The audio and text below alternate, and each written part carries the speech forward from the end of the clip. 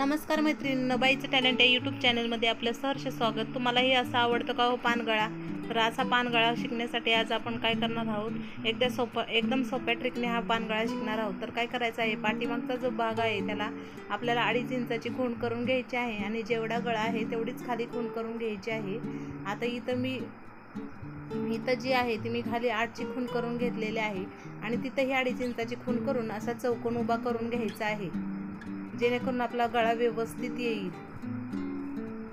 नंतर आपल्याला काय करायचं आहे, वरच्या साईडने आपल्याला काय करायचं आहे, थोडासा आतमध्ये गळा घेऊन ह्यात जो 2.5 इंचाचा जो चौकोन काढलेला आहे त्याला मध्यभागी थोडासा बाहेरनं आकार गोल आकारात द्यायचा आहे आणि जो खालची जी 2.5 इंचाची रेष आहे त्याच्यात थोडासा बाहेर काढायचा, गळ्याचा आकार जो आहे थोडासा बाहेर काढायचा आहे आणि पाकळी शेपमध्ये आपल्याला हा गळा काढून घ्यायचा आहे। व्यवस्थित असा गळा काढायचा आहे। 2.5 इंचाचा जो चौकोन आहे त्याच्यामध्ये हा गळा बसवायचा नाही, जेणेकरून काय होतं की हा गळा खूप छोटा दिसतो, परंतु अशा प्रकारे जर गळा काढला तर तो व्यवस्थित येतो आणि छानही दिसतो। आता हा गळा जो कट केलेला आहे तो गळ्याचा जो मधला तुकडा आहे तो मी जो ब्लाउजच्या पीसचा तुकडा आहे त्याच्यावरती मी मांडून त्याला बरोबर 2.5 इंचाची खूण करून घेणार आहे।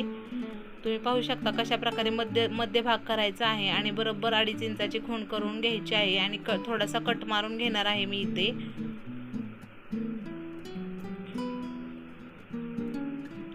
कट मारून घेतल्यानंतर आपल्याला हा पूर्ण भाग सरळ करून घ्यायचा आहे आणि जो आता पाठीचा भाग जो कट केलेला होता गळ्याचा तोही आपल्याला याच्यावरती मांडून ज्या आपल्या 2.5 इंचाच्या गळ्याची खूण केली होती त्याच्यावरती बरोबर मांडून आपल्याला गळ्याला टिप मारून घ्यायची आहे। असं 2.5 इंचाची खूण का करायची, कारण जर आपण 2.5 इंचाची खूण व्यवस्थित करून घेतले तर गळा आपला शेपमध्ये आणि मध्यभागी बसतो, तसेच आपले शोल्डरही उतरत नाही, त्यामुळे आपला गळा व्यवस्थित आणि छान येतो। आपल्याला कडेने पूर्णपणे टिप मारून घ्यायची आहे। पाकळीच्या आकारात व्यवस्थित टिप मारल्यामुळे आकारही छान येणार आहे आणि जो खालचा पाकळीच्या आकाराचे जे टोक होते त्याचाही व्यवस्थित टोक काढून घ्यायचे आहे टिप मारतानाच।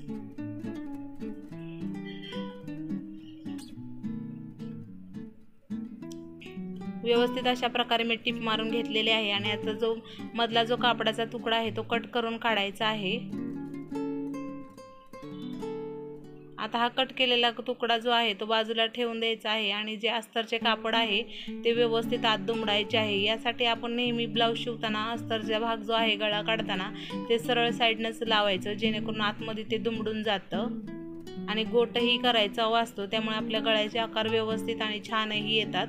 आता आपण याला व्यवस्थित प्रकारे लेस लावून घेणार आहोत। लेस लावतानाही खूप छान प्रकारे लावायची, जेणेकरून खालचा जो पाकळीचा कोन आहे तो व्यवस्थित आला पाहिजे। आता लेस लावून झाल्यानंतर जो राहिलेला भाग आहे ब्लाऊजचा त्याला मी कडेने टिप मारून घेणार आहे व एक्स्ट्राचा भाग कट करून काढणार आहे। आता जो मधला गळ्याचा जो भाग होता पाकळीच्या आकाराचा त्याचे मी 2 छोटे छोटे चौकोन कापून घेणार आहे, जेणेकरून आपल्याला याचा नाडीचे लटकन बनवण्यासाठी उपयोग होईल। आता हे चौकोन काढल्यानंतर मी त्याचे अर्धी घडी करून त्याच्यावरती लेस लावून घेणार आहे, जेणेकरून लटकनला आपल्या जरा शोभा येईल। असे दोन्ही प्रकारचे लटकन करून घेणार आहे आणि नाडीला लावून घेणार आहे। तुम्ही पाहू शकता कशा प्रकारे त्रिकोणी लटकन केलेले आहेत आणि हे लटकन उलट्या स्वरूपात लावायचे आहेत नाडीला आणि नंतर पलटी करून घ्यायचे आहेत, जेणेकरून एक प्रकारचा गोंड्याच्या आकाराचे हे लटकन दिसतील। अशा प्रकारे लटकन जो आहे तो दुमडून घ्यायचा आहे आणि एकदम गोंड्याच्या आकाराचा छानसा लटकन तयार होतो। अशाच आपल्याला दोन्ही साईडला लटकन तयार करून घ्यायचे आहेत आणि मग मध्यभागी नाडीचा भाग जो कट करून आपल्या ब्लाऊजच्या गळ्याला जोडून घ्यायचा आहे।